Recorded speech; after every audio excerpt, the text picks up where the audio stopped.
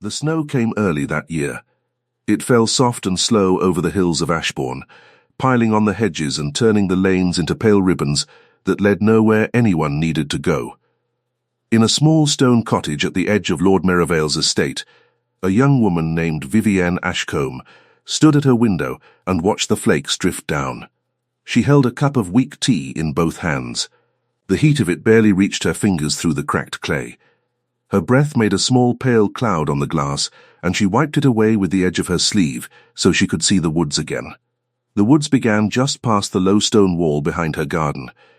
In summer they were green and full of birds. In winter they were dark and quiet, and the only sound was the soft thump of snow falling from a branch that had held too much of it. Vivienne liked the woods in every season. She had walked in them since she was a child, back when her father was alive and the cottage had been warm and full of pipe smoke and the smell of old books. Now the cottage was cold, and the books were mostly sold, and her father was 3 years in the ground. But the woods were still there. The woods did not change. She set down her tea and pulled on her thickest shawl.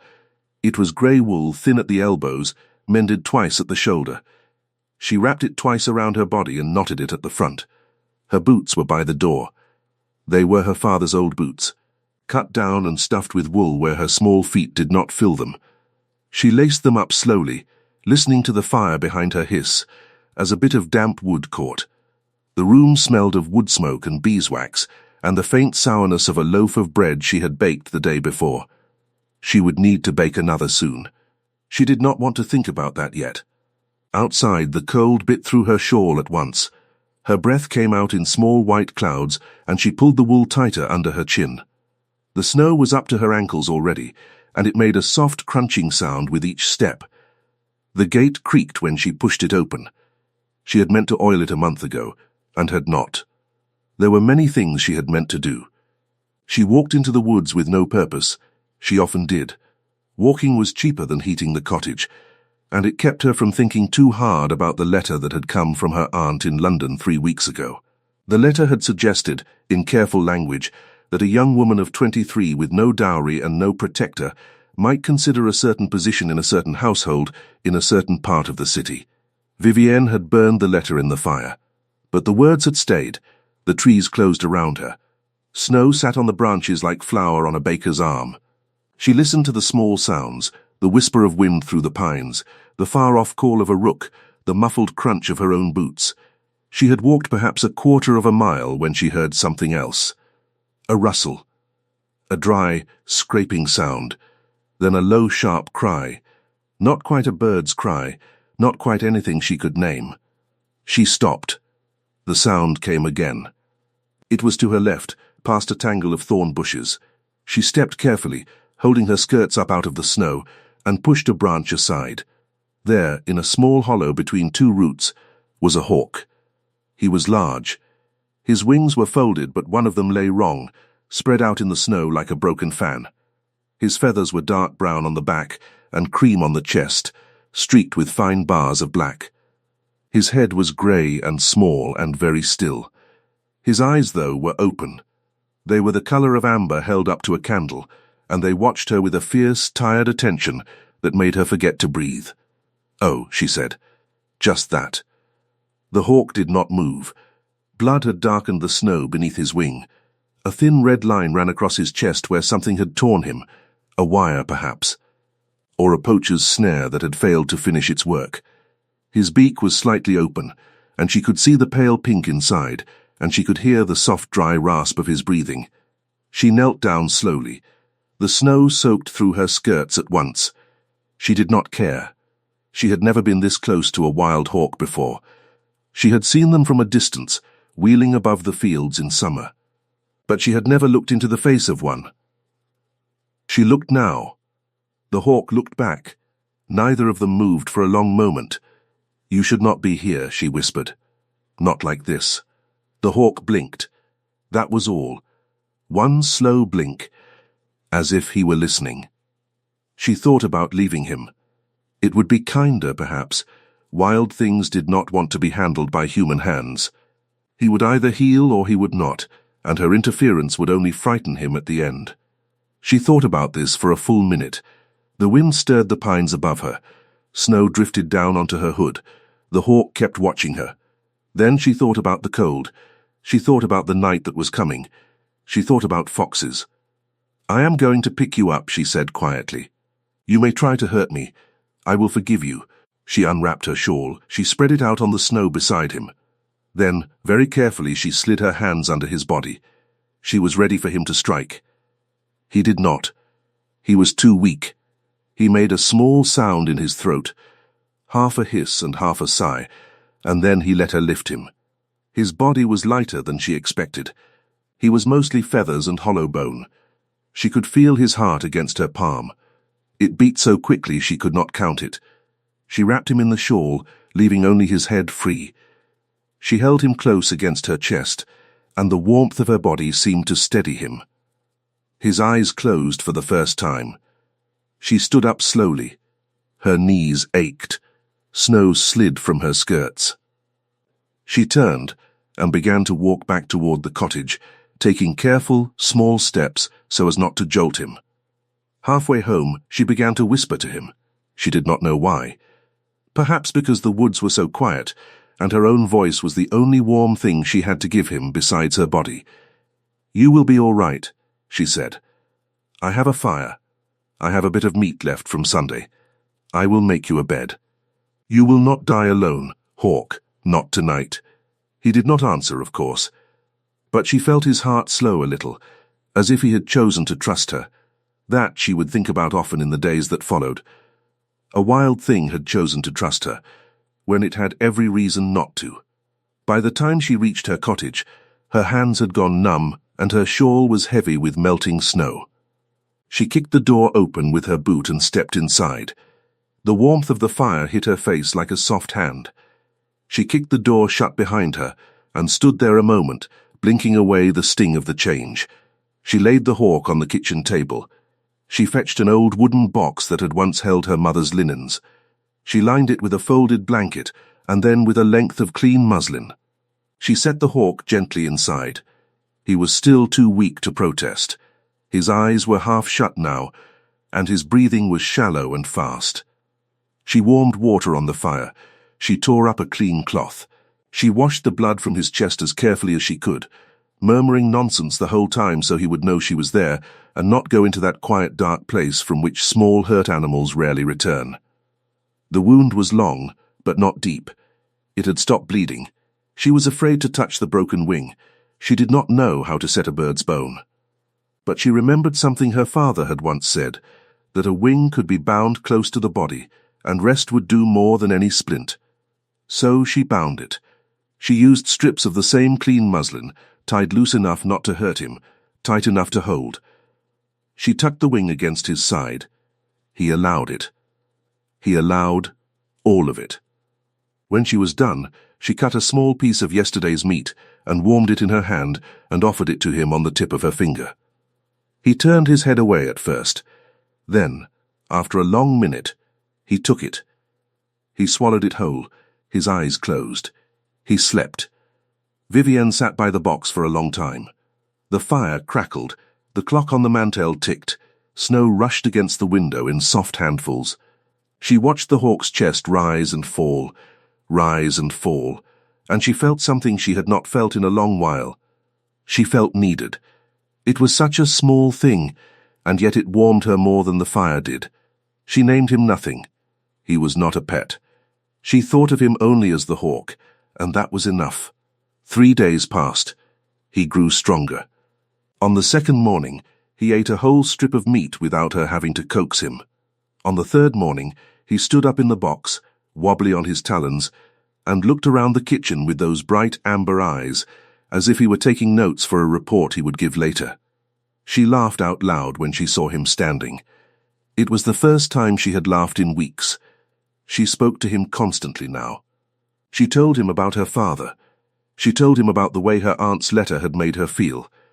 She told him about the small pot of primroses she was trying to keep alive on the windowsill, and how the frost had already killed 2 of them.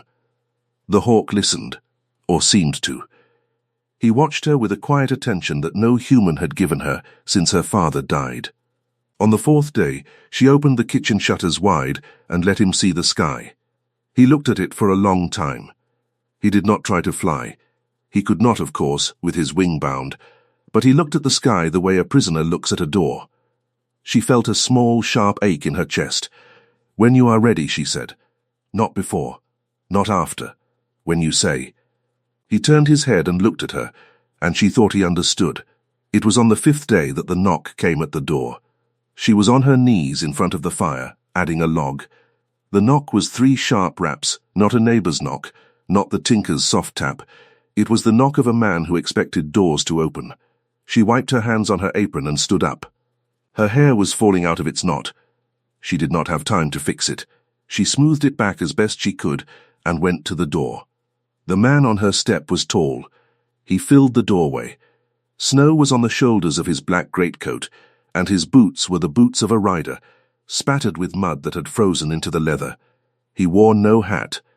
His hair was dark, curling at the collar where the damp had touched it. His face was not classically handsome. His nose was a little too strong, his jaw a little too set. But his eyes stopped her. They were grey, the pale, cold grey of the sky before snow. They looked at her without blinking, without hurry, and she felt as if he had already taken the measure of everything she was. "Miss Ashcombe," he said. It was not a question. "Yes," she said. Her voice came out smaller than she wanted. "I am Alistair Rowe, Duke of Whitmere." He said his own name the way another man might say the weather. "I understand you have something of mine." The wind blew a swirl of snow past his boots and into her small entry hall. She stood there, holding the door, and for a moment she could not think what he meant. Then she remembered. "The hawk. I found him," she said, "in the woods. 5 days ago. He was hurt." "Yes," said the Duke. "I know. He is here," she said. She stepped back from the door. It felt strange to invite this man into her small cottage, but he was already halfway in, ducking his head to clear the low beam. He smelled of the cold and of horses and of wood smoke that was not hers. Under it all was something else, something faint and clean, like starch or fine soap. He looked around her kitchen once, quickly, the way a man looks at a room he does not intend to remember, and then his eyes settled on the box by the fire. The hawk was awake. He was standing. He was looking at the Duke with an expression Vivienne could only call surprised. The Duke went to him at once. He knelt. It was strange to see so tall a man kneel on her worn kitchen floor. He held out one gloved hand slowly, palm down, and the hawk lowered his head and pressed his brow against the leather. Just for a moment. Just for a breath. Then he drew back and looked at the Duke with his fierce amber eyes, as if he were saying, "There you are at last." "He is called Sable," the Duke said quietly, still kneeling. "He has been with me 8 years. "Oh," said Vivienne. She did not know what else to say. The Duke rose. He turned to her. He was so tall in her small room that she had to tilt her head to see his face. "You bound his wing." "I did what I remembered my father saying," she said. "I did not know if it was right." "It was right," said the Duke. He looked at her then, really looked at her, and she felt heat climb into her face. She was aware, suddenly, of her mended shawl and her father's cut-down boots and the hair falling out of its knot. She lifted her chin. She had nothing else to lift. "I am glad you have come for him," she said. "He has been trying not to look at the sky." The Duke was quiet a long moment. His grey eyes did not leave her face. "May I sit?" he said. "Of course," she said, and she moved a stack of mending from her father's old chair by the fire. He sat. He did not take off his greatcoat. He held his gloves in one hand and rested them on his knee. The hawk in the box turned his head and watched them both, one bright eye on each in turn, as if he were waiting to see what they would do next. "How did you find him?" the Duke asked. She told him. She told him about the walk, the sound she had heard, the hollow between the roots, the snow gone dark under his wing. She told it plainly and without decoration, because there was no decoration in it. The Duke listened without moving. When she was done, he was silent for a while, looking at the fire. "He was taken from my muse," he said at last. 8 days ago, by a man who thought he might sell him. I have been searching since. Yesterday my huntsman found the man in a village 6 miles from here, and the man said he had let the bird go in these woods when he could no longer feed him. I have been walking the estate since dawn. Then it was you I heard, she said, before she could stop herself. The horn. Yesterday, very far off. The Duke looked at her. I heard it from the garden, she said. I did not know what it was for. It was for him, he said. His voice was low. He looked at the box. I would have walked another week. Something in his voice was so plain and so tired that Vivienne felt her throat tighten. She said nothing. She only sat down on the little stool opposite him and folded her hands in her lap. You have kept him alive, Miss Ashcombe, the Duke said. I owe you a debt. You owe me nothing, she said. I would have done the same for a fox. He almost smiled. It was the smallest movement at the corner of his mouth, and it was gone before she was sure she had seen it. A fox would have bitten you.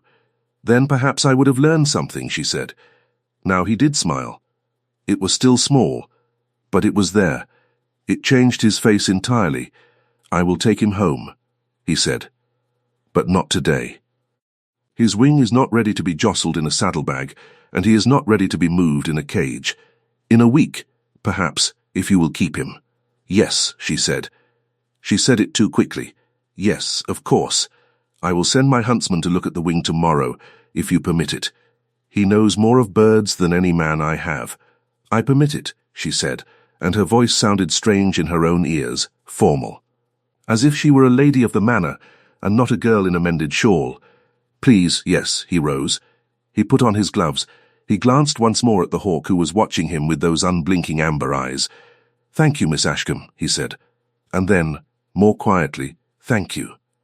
He ducked his head under the beam and stepped back into the snow. She stood in the doorway and watched him go.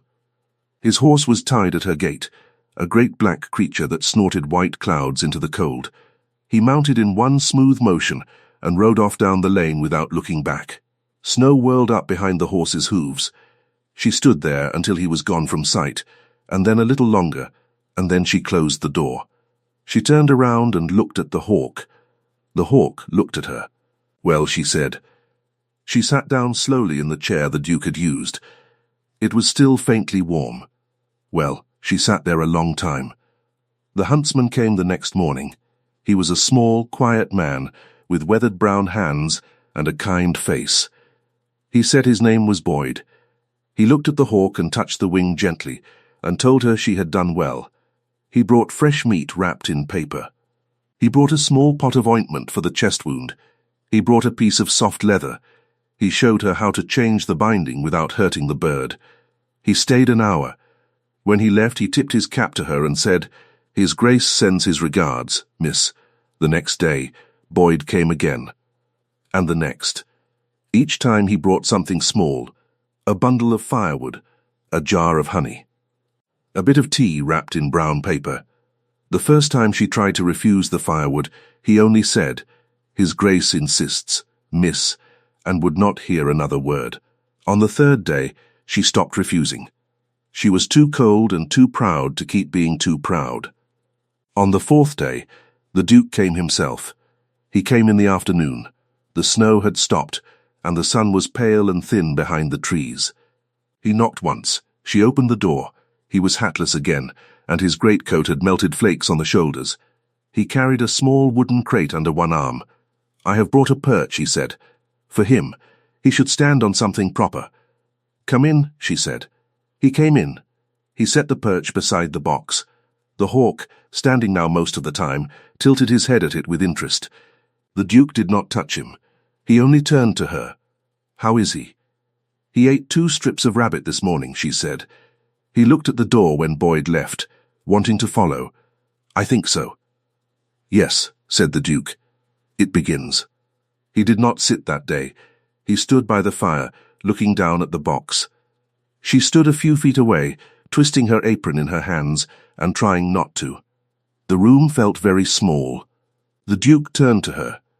Miss Ashcombe, he said, may I ask you a question? Yes, she said. How is it that a young woman lives here alone? The question was blunt. It was not unkind. She felt the color rise into her cheeks anyway. She lifted her chin, as she had before. "My father was a scholar," she said. "He was Lord Merivale's librarian for 20 years. When he died, Lord Merivale allowed me the cottage. It was in the terms of my father's service. And your mother? Died when I was 7. Brothers? Sisters? None living. And you are how old?" 23. He was silent a moment. He looked at the fire. He looked back at her. "You have not married. No, Your Grace." "Why?" She almost laughed. It was so blunt a question. From so grand a man, in her own small kitchen. She thought about lying. She thought about giving the pretty answer she had used on her aunt. Then she looked at his grey eyes and she thought, "No, not to this man. This man will know. Because I had no dowry," she said, "and because I would not marry a man who did not read books." He looked at her for a long time. He did not smile, but something moved behind his eyes, something that was not pity. "I see," he said. He stayed only a little longer. He asked about her firewood. He asked about her supplies. He asked if the roof leaked. Each time she said, "It is well, Your Grace," and each time he looked at her as if he did not believe her, but would not press. When he left, he stopped at the door and turned back. "May I come again tomorrow?" he said. "You are welcome, Your Grace," she said, "as often as you wish. He is your bird." "Yes," said the Duke. He looked at her strangely. "He is my bird." Then he was gone. He came the next day. He came the day after. He came for 6 days in a row, always in the afternoon, always for an hour, sometimes less. He talked to her about the hawk. He talked to her about the estate. He asked her once what she was reading, and she showed him an old book of her father's on the history of the county. He looked at it for a long time. He said his own library had a copy in a better edition, and would she like to see it? She said no. She said it politely. He nodded as if he had expected her to say no, and he did not ask again for a while. On the 3rd day of his visits, she noticed that he always sat in the same chair, her father's old chair, and that he always turned his body slightly toward the fire, and that he never took off his greatcoat. She wondered why. She did not ask. On the 5th day, he took off his greatcoat. He hung it on the hook by the door as if he had always done it. He sat in the chair as if it were his own. He did not seem to notice that he had crossed a line. She noticed. She said nothing. On the 6th day he brought her a book. He brought it wrapped in paper and tied with plain string. He set it on the table without ceremony. "It is not mine," he said. "It was my mother's. She would have wanted a reader to have it." She opened the paper. It was a small volume of poems, bound in dark green cloth, worn soft at the corners. She opened the first page. There was a name written in careful, faded ink. She looked up at him. "Your Grace," she said. "This is too much. It is a book," he said. "It has been in a chest for 15 years. It should be in hands." She held it against her chest. She could not speak for a moment. He looked away, to the fire, and gave her time. "Thank you," she said at last. "You are welcome," said the Duke. That was the day, she would later think, that she stopped watching for signs that he was condescending to her. He was not. He was simply a man who had found a place he wished to be, and who came there day after day and asked for nothing. On the 7th day, he did not come. She told herself she had expected this. He had said a week. The hawk was almost ready. Boyd had said so that morning, when he had come to check the binding. "One more day, miss," Boyd had said, "and he can go home." Boyd's eyes had been kind. He had known, perhaps, that she would need to be told. She sat by the fire that evening with the small book of poems on her lap. She did not read it. She only held it. The hawk stood on his new perch, one talon tucked up against his belly, his head turned so that one bright amber eye watched her. He had grown so used to her voice that he tilted his head when she sighed. "You will go home tomorrow," she said to him. "You will fly again. You will forget all of this. You should forget it. It is only right." The hawk made a small sound in his throat. "Thank you," she said. "That is kind." She sat there a long time. The next morning she rose before dawn. She did not know why she was in such a hurry. She dressed carefully. She put on her one clean dress, a plain grey wool, mended at the cuff, but clean. She brushed her hair and pinned it up properly for the first time in weeks. She built up the fire. She swept the floor. She set a small pot of tea to warm. She fed the hawk his last breakfast in her kitchen. He took the meat from her fingers, and then, very lightly, he touched his beak to the back of her hand. It was not a peck. It was too soft for that. She looked at him. He looked at her. She turned away, because she did not want him to see her cry. The Duke came at noon. He came in his carriage this time, with Boyd on the seat beside the driver. He came dressed differently than before, in dark, well-cut clothes that made him look like the Duke of Whitmer, and not the man who had sat in her father's chair. She saw him step down from the carriage, and she felt something inside her go very small and very tight. He knocked once. She opened the door. "Miss Ashcombe," he said. "Your Grace," she said. She curtsied. She had not curtsied to him before. She did not know why she did it now. He came in. Boyd came in behind him carrying a proper cage, a beautiful thing of dark wood and brass, lined with soft leather. The hawk saw it and tilted his head. He did not look upset. He looked interested, the way a traveller looks at a fine carriage he is about to enter. "I have come to take him home," the Duke said. "Yes," said Vivienne. "He is ready." Boyd went to the box. He spoke to the hawk in a low, soft voice. He held out his gloved hand. The hawk stepped up onto the glove, as if he had been born to it. Boyd lowered him gently into the cage. He closed the door. The whole thing took less than a minute. Vivienne watched. She did not move. The Duke did not watch the bird. He watched her. "Miss Ashcombe," he said, when Boyd had carried the cage out to the carriage. They were alone in the kitchen. "I have something to ask you." "Yes, Your Grace." He hesitated. It was the first time she had seen him hesitate. He put one hand on the back of her father's chair. He looked at the fire. He looked at her. "There is a position in my household," he said, "for a keeper of the library. My last one died 2 years ago. I have not filled the post. The books are not being cared for. I would like—" He stopped. He started again. "I would like to offer the position to you." She stared at him. For a moment the room went very still. She heard the ticking of the clock. She heard the soft crackle of the fire. She heard her own heart in her ears. "Your Grace," she said carefully, "I am a woman." "I know," he said. "You cannot offer a position of that kind to a woman." "I can offer any position to anyone," he said. "It is my house. There will be talk. There is always talk. My reputation would live at my estate as an honoured member of my staff, in her own rooms, with her own salary, and would be under the protection of my name. If you accept, no talk would touch you that I did not choose to permit." She looked at him. Her hands were shaking. She hid them in her apron. "Why?" she said. Her voice was quiet. "Why me, Your Grace?" He looked at her. She had asked before, and she had not asked properly. She was asking properly now. He knew it. He answered. "Because you told me you would not marry a man who did not read books," he said. "And because I have not spoken with a person who cared for a wild thing without asking a price in—" He stopped. He looked at the fire. He looked back, in longer than I can remember. "And because the bird chose you. And I trust the bird's judgment more than my own." She said nothing.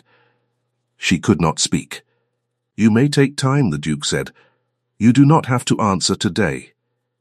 I will send Boyd next week for your answer, or the week after, or the month after. I am not in a hurry." She looked at him a long time. She looked at his tall figure, filling her small kitchen. She looked at his hand resting on the back of her father's chair. She looked at his grey eyes. "I will think," she said. "Thank you, Your Grace. I will think. That is all I ask," he said. He bowed to her. He actually bowed. Then he took up his greatcoat from the hook by the door, his own hook now, it seemed, and put it on. He paused at the door. "Miss Ashcombe," he said. "Yes, Your Grace. He would have died in the snow if not for you." "Perhaps," she said. "So would I," he said, very quietly. Then he was gone. She stood in the doorway. She watched the carriage roll down the lane. She watched until it turned the corner and was lost behind the trees. Then she went inside and closed the door and leaned her forehead against the wood and stayed there for a long, long time. The house was very quiet without the hawk. She had not known how much space a small bird could fill until he was gone. She kept turning toward the empty perch and then remembering. She kept setting aside a bit of meat and then remembering. She kept starting to speak and then closing her mouth. The silence sat in her chest like a stone. She did not answer the Duke's offer at once. She was too proud, and too frightened, and too aware of what such an answer would say about her. A woman of her age, in her circumstances, moving into a Duke's household, no matter the reason he named, no matter what protections he promised, the world would name her a mistress within a month. She knew this. She had seen it happen to a friend of her mother's, long ago. She could still remember the whispers in the village. But she also thought about the fire, in the Duke's chair, in the small hours of the night. She thought about the way he had sat there. She thought about the way he had listened. She thought about the book of poems on her table and the way he had said, "It should be in hands." A week passed. Boyd did not come. 2 weeks. 3. She began to think perhaps the Duke had thought better of it. Perhaps he had returned to his estate and realized how mad the offer was, and had decided to let it die. She told herself she was relieved. She told herself this many times a day, and each time it was a little less true. Then, on a grey morning in the middle of February, a carriage came to her gate. She was in the garden, breaking the ice off the water trough for the sparrows. She heard the wheels and looked up. The carriage was not the Duke's plain one. It was a fine, painted thing with a crest on the door. A woman stepped out. She was tall and thin, with a hard, handsome face and a fur muff and a small feathered hat that must have cost more than Vivienne's entire wardrobe. Behind her stepped a younger woman, plump and pretty, with pale hair and a lace collar. "You are the Ashcombe girl?" said the older woman. She did not curtsy. She did not smile. "I am Miss Ashcombe," said Vivienne. She curtsied because her mother had taught her to. "I am Lady Corvine," said the older woman. "This is my daughter, Miss Petronelle Corvine. May we come in?" It was not a question. Vivienne opened the gate. The two women swept past her in a rustle of silk that seemed too grand for her little garden. She led them inside. The younger one wrinkled her nose at the smell of her small kitchen. The older one did not. The older one only looked around, quickly and coldly, and turned to her. "Miss Ashcombe," she said, "I understand my nephew has offered you a position." Vivienne's hand tightened on the back of her chair. "Your nephew, my lady?" "His Grace the Duke of Whitmere," said Lady Corvin. "My sister's son, my late sister. I have been mistress of his household these 10 years, since his mother died. It is my duty to protect his interests." "I see," said Vivienne. Her voice was steady. She was proud of it. "I will speak plainly," said Lady Corvin. "You will not take the position. I have not yet accepted it, my lady. Nor will you." Vivienne said nothing. "Do you know what people will say if you accept?" said Lady Corvine. Her voice was low and quick, as if she wished to finish this business and go. "Do you know what they will say about him?" "I have thought of it," said Vivienne. "Have you?" Lady Corvine's eyes were sharp. "Have you thought of the ladies who have hoped, these 10 years, that his Grace might one day settle his mind on a suitable match? Have you thought of my Petronelle, who has been raised beside him since childhood, as his cousin and his companion? Have you thought of the ruin you would bring to him, if his name were tied to a nameless little scholar's daughter in a mended shawl?" Vivienne stood very still. She did not look at Petronelle. Petronelle was looking at her fingernails. "His Grace has offered me the care of his library," said Vivienne quietly. "Nothing more."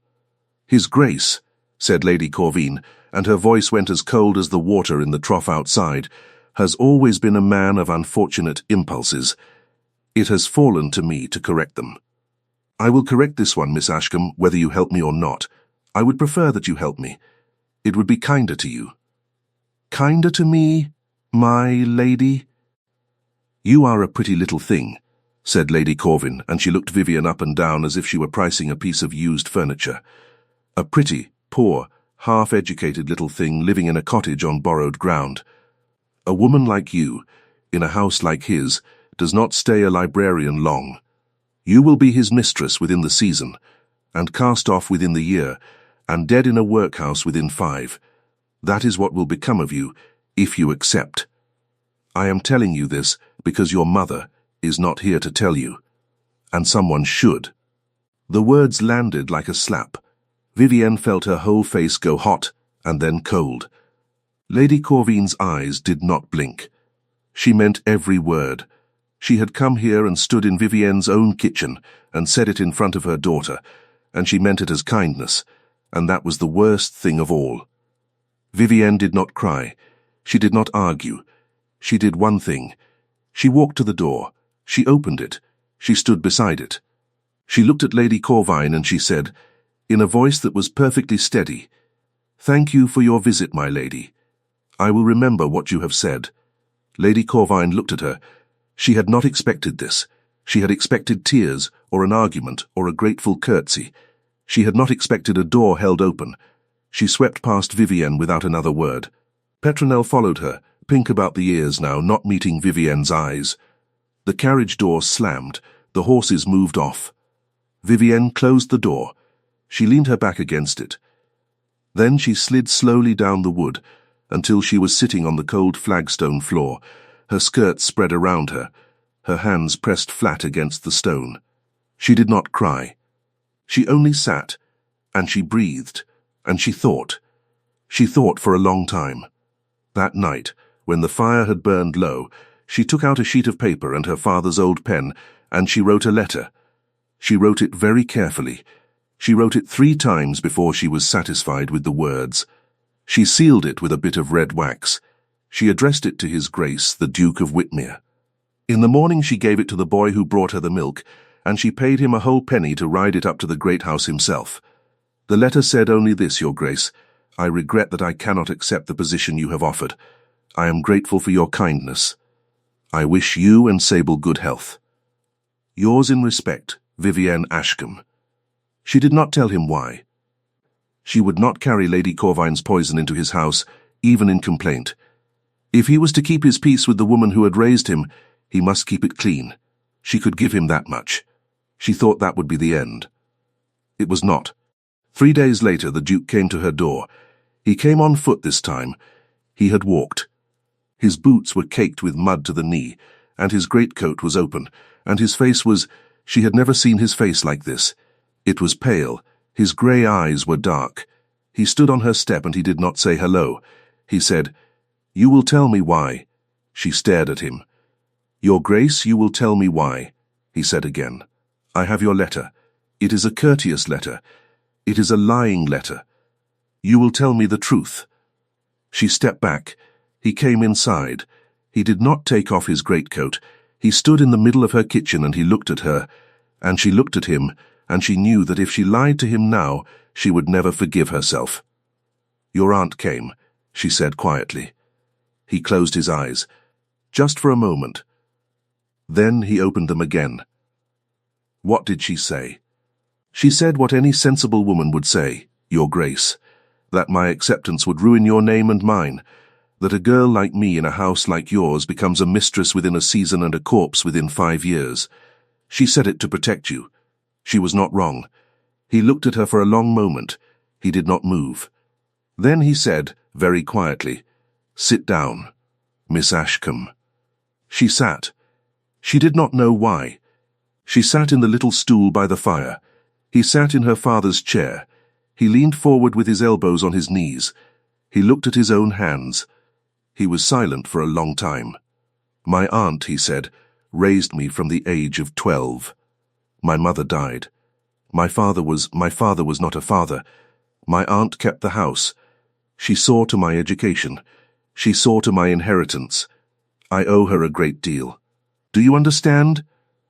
Yes, she has also spent 10 years telling me who I might and might not marry, whom I might and might not employ, where I might and might not travel, and which of my own thoughts are fit to speak aloud. I have allowed it. I have allowed it because I owed her, and because it was easier, and because I did not care very much what became of my house, so long as the roof did not fall in." He looked up. His grey eyes were on hers. "When I walked into your kitchen the first day," he said, "I saw a woman kneeling by a wooden box, feeding meat from her fingers to a bird that should have been dead. And you were talking to him. Do you remember what you were saying?" "No," she whispered. "You were saying, 'You will not die alone, Hawk, not tonight.' I stood in your doorway a full minute before you noticed me. I heard every word." She had not known. She had not known he had stood there. "I have been alone," said the Duke, "for a very long time. My aunt's presence does not make a house not alone. My tenants do not make a house not alone. My servants do not make a house not alone. I did not know it, Miss Ashcombe, until I stood in your doorway and heard a stranger speak to a wounded bird as if she had known him her whole life. And then I knew it, and I could not unknow it. She could not speak. Her hands were pressed together in her lap. I did not offer you a position because I intended to make you my mistress," he said. His voice was very level. "I offered you a position because you are the best reader I have ever met, and because my library has been dying, and because the thought of returning to that house without knowing when I might sit in this chair again was not a thought I could bear." I did not know how to say the last part. I still do not.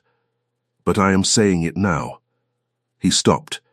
He looked at his hands. "My aunt was not entirely wrong," he said. "The world would talk. It always does. But I will tell you what she did not tell you, Miss Ashcombe. I have not asked any woman to enter my house in 10 years. I have not asked any woman to sit in my library. I have not asked any woman anything, in fact. I did not know I still knew how, until I met you." He looked up. "I am not asking you to be my mistress," he said. "I am not asking you to be my librarian, either, not any longer. I am asking you to be my wife." The room went silent. Not the silence of an empty house, the silence of a house holding its breath. The fire did not seem to crackle, the clock did not seem to tick. Vivienne's own heart did not seem to beat. She sat on her stool and she looked at the tall, tired man in her father's chair, and she could not move. "Your Grace," she said. Her voice was very small. "Do not answer yet," he said. "I did not come here to demand an answer. I came here to tell you the truth, because you were owed the truth. And because I would not have you decide anything about my house based on my aunt's opinion of it. I will leave now. You will think. When you are ready, a week, a month, a year, you will send word." He stood. "But before I go," he said, "there is one thing you should know. My Aunt Corvine will not enter this cottage again, nor will she speak your name in my presence. I have made that clear to her this morning. Whatever answer you give me, that stands. You are not to be spoken to that way in my county again. Your Grace, it is done," he said quietly. "Good day, Miss Ashcombe." He went to the door. He put his hand on it. He paused. He did not turn around. "Sable is doing well," he said. "He has flown, not far. But he has flown. He watches the road each afternoon. I do not know for what." Then he opened the door and walked out into the cold, and Vivienne sat on her stool by the fire and stared at the place where he had been, and she did not move for a long, long time. She did not answer him the next day. She did not answer him the day after. She could not. She did not know how. She walked in the woods instead. She walked every day. The snow was melting now, in patches, and the first small green shoots were beginning to show at the base of the pines. She walked to the hollow between the roots where she had found him. She stood there for a long time. She thought about what her father would have said. Her father would have said, "Vivienne, marry the man who reads books. That was the only condition you ever set. Do not pretend now to set another." She almost smiled at the woods. On the 5th day, something happened that she did not expect. Old Mrs. Grady from the village came to her door. Mrs. Grady was a widow who kept goats and knew everyone's business. She stood on Vivienne's step with her shawl around her head, and she said, "Miss Ashcombe, I thought you ought to know." "Know what, Mrs. Grady?" "About the coal." "The coal?" Mrs. Grady looked at her a long moment. You did not know then, did not know what? Mrs. Grady stepped inside. She did not sit. This winter has been hard, miss. You know that. You have felt it. My Tom lost his work at Michaelmas. So did the Barrows. So did 4 families in the village. We would have starved this month, miss, or gone into the workhouse. And my Tom said the workhouse before he would beg. Then a fortnight ago, a cart came. From the estate. 12 sacks of coal, 1 for each family that had lost work. And meal. And a side of salt pork. And no one signing for it, and no one taking a name. Just left at each door before dawn. My Tom went up to the house to say thanks. And the steward said the steward knew nothing about it, and had not sent any cart. My Tom pressed him, and the steward pressed the huntsman, and the huntsman would not say anything at all, except that his grace does not wish to be thanked. Vivienne stood very still. I thought you ought to know, Mrs. Grady said again. You knowing him, and all. I do not know him, Mrs. Grady, Vivienne said, but her voice came out strange. Mrs. Grady looked at her. Well, she said, perhaps you know him a little. She went away. Vivienne sat down. She thought about the small book of poems on her table. She thought about the firewood Boyd had brought, the honey, the tea. She thought about the way the Duke had said, I will send Boyd for your answer next week. Or the week after, or the month after. I am not in a hurry. She thought about a cart in the dark, going from cottage to cottage, leaving sacks of coal at doors that would never know who had left them. Grand gestures were expected of a duke. This one had not been grand. This one had not been for her. This one had not been meant to be known at all. She sat by the fire a long time. The next morning she took her father's pen and a fresh sheet of paper. She wrote for a long while. She burned 2 drafts before she was satisfied with the third. She sealed it. She gave it to the milk boy. She paid him another penny. The letter said this, Your Grace, I have thought. I would like to speak with you again. I will be at home this afternoon. Yours, Vivienne Ashcombe. He came that afternoon. He came on foot again. He was hatless as always. He stood on her step and he waited. He did not knock. She opened the door. She looked at him. He looked at her. Come in, she said. He came in. He hung his greatcoat on his hook. He sat in his chair. He looked at her. He did not speak. He was waiting for her. She sat on the little stool. She folded her hands. She lifted her chin. I heard about the coal, she said. He said nothing. His eyes did not move. You did not tell me. It was not for you to hear, he said. It was for them. I understand. He watched her. I have a question, Your Grace, she said. Yes, when you asked me the last time you were here, you spoke of a library. You spoke of a wife. You did not speak of love. He did not look away. No, he said. I did not. Why? Because I did not think, he said, that a woman like you would want me to speak of it if I did not yet know how to mean it well. I have not loved anyone properly in my life, Miss Ashcombe. I did not want to promise a thing I might do badly. I only knew that I did not wish to be in any house that did not have you in it. She looked at him. That will do, she said quietly. He was very still. That will do? He said. That will do, she said. For now. For today. If we go on, you will learn. And so will I. And we will both perhaps do it badly at first, and then a little better, and then a little better still. My father used to say that was how any good work was done. His hand moved on the arm of the chair. He turned it over. He held it out to her, palm up, across the space between them. She reached across. She laid her hand in his. He closed his fingers over it. Just that. He did not pull her toward him. He did not stand. He only sat and held her hand and looked at her. The fire burned. The clock ticked. The house that had been silent for so long was full of the small sounds of 2 people breathing. Alistair, she said, trying his given name for the first time. Yes, he said. Will you tell me his name again? Sable?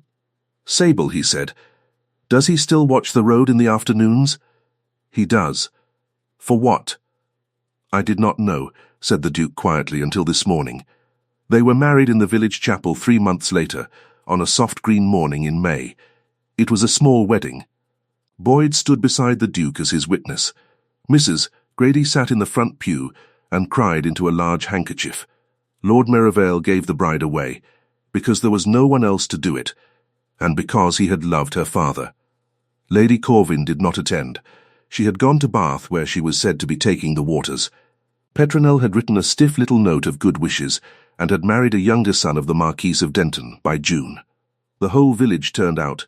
They stood in the church and along the lane, and they threw handfuls of primrose petals at the carriage as it passed. Some of them, later, would say they had never seen a duke smile like that at his own wedding. Some of them said they had never seen a bride's hand shake as hers had, when she said her small clear "I will."